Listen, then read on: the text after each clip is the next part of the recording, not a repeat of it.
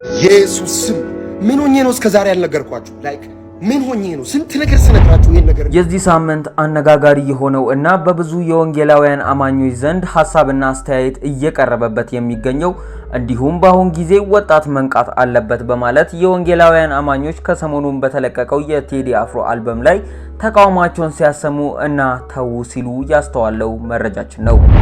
እንዲሁም በማህበራዊ ሚዲያ ላይ ላቅ ያለ ሚናን በመጫወት እና በቅርቡ ወደ ጌታ ቤት በመምጣት ብዙ ስራዎችን በማከናወን ላይ የሚገኘው እንዳልካቸው ዘነበ በፌስቡክ ገጹ ላይ ያጋራው መልእክት እጅጉኑ በብዙዎች ዘንድ ጥያቄን ፈጥሯል።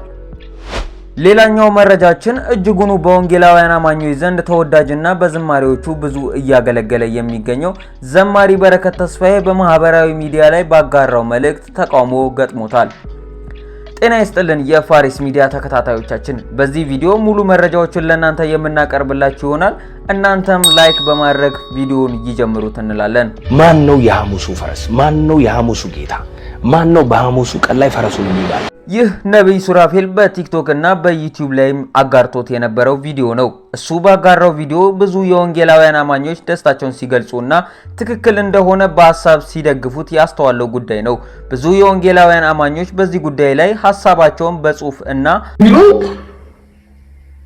በቃ እኔ እንደዚህ አይነት ግብዝ ሰዎች እንዴት እንደተሰባሰቡ ሊገባኝ አይችልም። በነገራችን ላይ በጣም እደነቃለሁ። በጣም ሲያጋሩ እየተመለከትን ይገኛል።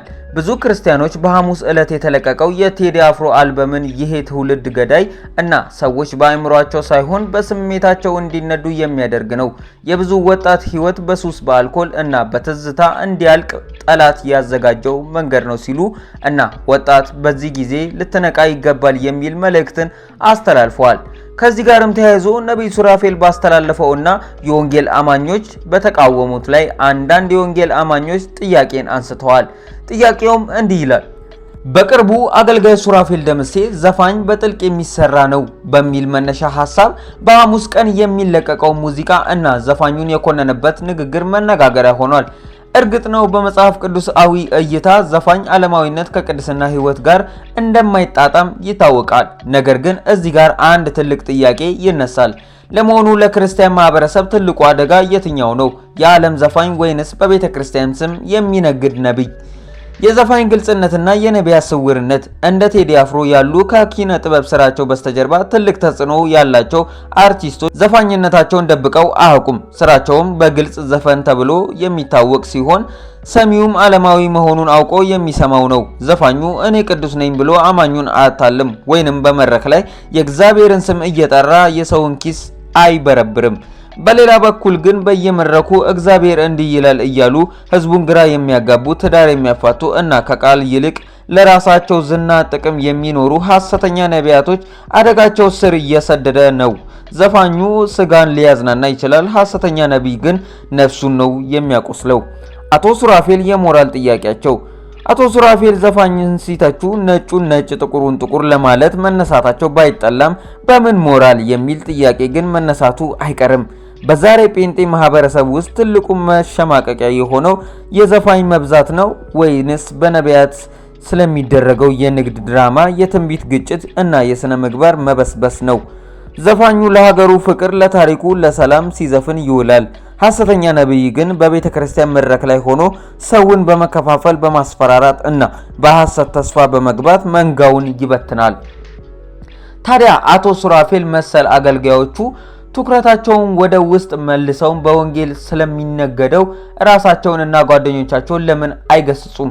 ከቤት ሳይጸዳ ጎረቤትን መውቀስ ውጤቱ የትዝብት ድግስ ነው እያሉ ሐሳብና አስተያየቶቻቸውን ከወንጌል አማኞች ጥያቄ እየተፈጠረ ይገኛል። ሐሳብና አስተያየቶቻችሁን በዚህ ጉዳይ ላይ ያስቀምጡልን በሐሳብ መስጫ ሳጥን ስር እንላለን። ወደ ሌላኛው መረጃችን ስንሻገር ደግሞ እጅጉኑ በወንጌላውያን አማኞች ዘንድ ተወዳጅና በዝማሬዎቹ በእግዚአብሔር ቤት እያገለገለ የሚገኘው ዘማሪ በረከት ተስፋዬ ከትላንትና በስቲያ ከ400,000 በላይ ተከታዮች ባሉት የፌስቡክ ገጹ ላይ ያጋራው አንድ አጭር መልእክት ብዙዎችን ያበሳጨ ሆኗል። መልእክቱ ምን ነበረ? መልእክቱ እንዲህ በማለት ይጀምራል። የወንጌል ዘመን ነው። ወንጌል ያሸንፋል። የጠንቋይና የሟርተኛ ተረፈ ምርት የሚዋረዱበት ዘመን ነው። የምስራች ቃል ይዘን ወደፊት ጌታ ሊመጣ በደጅ ነው። ሲል መልእክቱን ያጋራ ሲሆን ይህም መልእክቱ ከ10,000 በላይ ላይክ እና ከ700 ሰዎች በላይም ሐሳባቸውን ሲያሰፍሩ ተመልክተናል። ታዲያ ይሄ ጉዳይም በአንዳንድ ቦታ ጥሩ ሆኖ አልታየም። እንግዲህ ብስጭትም ጨምሮ ያለፈ ጉዳይ ሆኗል። ነገር ግን በሐሳብ መስጫ ሳጥን ስር ሲተላለፍ የነበረው አስተያየቶች እጅጉኑ ደስታን የሚጭሩ እና እሰይ ክርስቲያን ሆንኩኝ የሚያስብሉ ናቸው። እናንተስ በበረከት ተስፋዬ ሐሳብ ምን ተሰማችሁ? ሐሳባችሁን ያስቀምጡልን እንላለን። ወደ መጨረሻው መረጃችን ስንሻገር ይህም ወንድማችን ቤተክርስቲያንን እና በወንጌል አማኞች እጅጉኑ ተወዳጅ የሆነው ወጣት ሲሆን እሱም እንዳልካቸው ዘነበ ነው። ታዲያ እንዳልክ በትላንትናው ዕለት ከ400,000 በላይ ተከታዮች ባሉት የወንጌል ስፍራው የሆነው ፌስቡክ ገጹ ላይም ጠቅላይ ሚኒስተሩን ፎቶ በማስቀመጥ እና በጽሁፍ ማስፈሪያ ላይም በኦሮምኛ ቃላት ተጠቅሞ አጭር መልእክትም ሲያጋራ ተመልክተናል። ሲተረጉምም እንዲህ ይላል።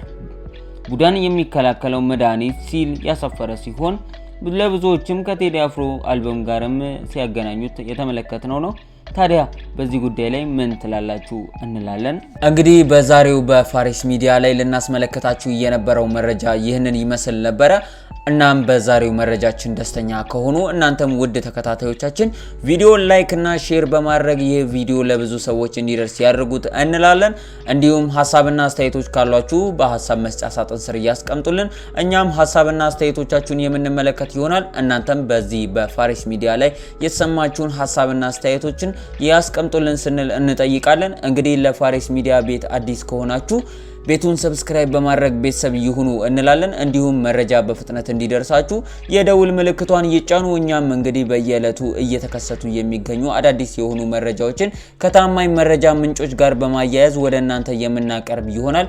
እንዲሁም በዚህ ሚዲያ ላይ ታዋቂ ከተባሉ ሰዎች የህይወት ተሞክሮ በመነሳት ለእናንተ በሚሆን መልኩ ከመጽሐፍ ቅዱስ ጋር በማገናኘት የምናቀርብላችሁ ይሆናል። ታዲያ እናንተም እስካሁን ሰብስክራይብ ካላደረጋችሁ ሰብስክራይብ ያድርጉ፣ ቤተሰብ ይሁኑ እንላለን። እንዲሁም የደውል ምልክቷን መጫን እንዳይዘነጉ። የተለያዩ ሐሳብና አስተያየቶችን በግል ልትሰጡን ከወደዳችሁም እኛ ከስር ባስቀመጥንላችሁ ስልክ ቁጥር በቴሌግራም ወይንም በመደወል እንዲሁም በመልእክት ያላችሁን ሐሳብና አስተያየቶች ያስፍሩልን እንላለን። በመጨረሻውም ለዛሬ ያዝንላችሁ ቪዲዮ ይህንን ይመስል ነበረ። እንግዲህ ጳውሎስ ለኤፌሶን ሰዎች በምዕራፍ 6 ከቁጥር 23 ላይ እንዳላቸው ከእግዚአብሔር አብ ከጌታችን ከኢየሱስ ክርስቶስ ሰላምና ፍቅር ከእምነት ጋር ለወንድሞች ይሁን ይላል። ታዲያ ውድ የፋሪስ ሚዲያ ቤተሰቦቻችን ከእግዚአብሔር አብ ከጌታም ከኢየሱስ ክርስቶስ ሰላምና ፍቅር ከእምነት ጋር ለእናንተ ይሁንላችሁ ለማለት እንወዳለን። እንግዲህ በአዲስ መረጃዎች እስክንመለስ ድረስ እኛም ከወዲሁ ለመሰናበት እንገደዳለን። እስከ ቪዲዮአችን ፍጻሜ አብራችሁን ለነበራችሁ የከበረ አክብሮታችንን እየገለጽን እኛ ከወዲሁ ተሰናበትን። ቸር ሰንብቱ።